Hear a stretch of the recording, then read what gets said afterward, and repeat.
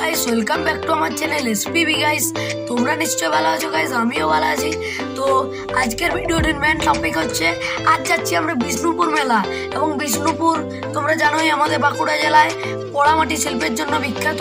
তো আজ ওখানে যাচ্ছি, ওখানে কিছু মন্দির আছে, পোড়ামাটির অনেক রকমের জিনিস পাওয়া যায়, ওখানে যাব। তো কি নিচ্ছি, তারপরে কেমন ঘুরবো, বিষ্ণুপুর মেলা কেমন, রাস্তায় কি হচ্ছে, সব কিছু দেখাবো। তোমরা প্রথম থেকে শেষ পর্যন্ত ভিডিওটা দেখতে থাকো এবং ভিডিওর সঙ্গে থাকো। তো আর যারা যারা আমার চ্যানেল ভিডিও দেখছো কিন্তু সাবস্ক্রাইব করছো না, রিকোয়েস্ট করছি তোমরা এক্ষুনি গিয়ে সাবস্ক্রাইব করো। হ্যাঁ নিশ্চয়ই ভুলবে না, এবং নোটিফিকেশনটা অল করে দিও।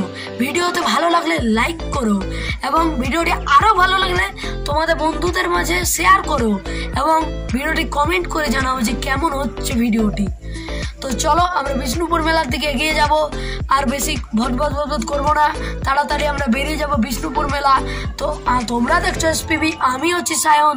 তো চলো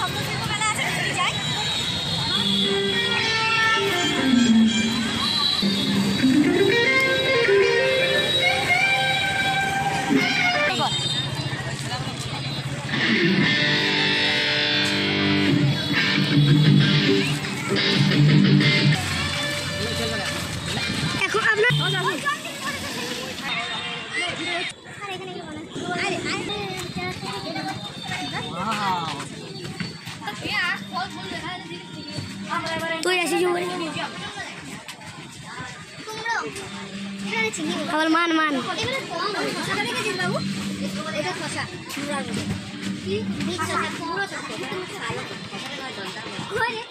সারা বছর চলে যাবে তো মূলকে তোর হাটটা আর বেগুন তরকারি বেগুন ভাই খাওয়া যাবে।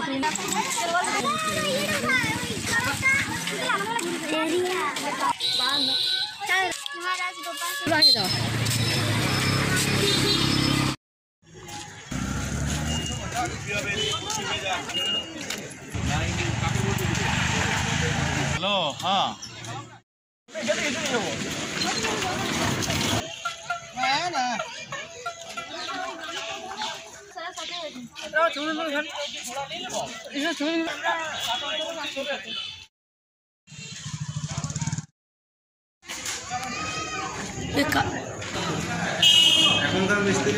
পারবে না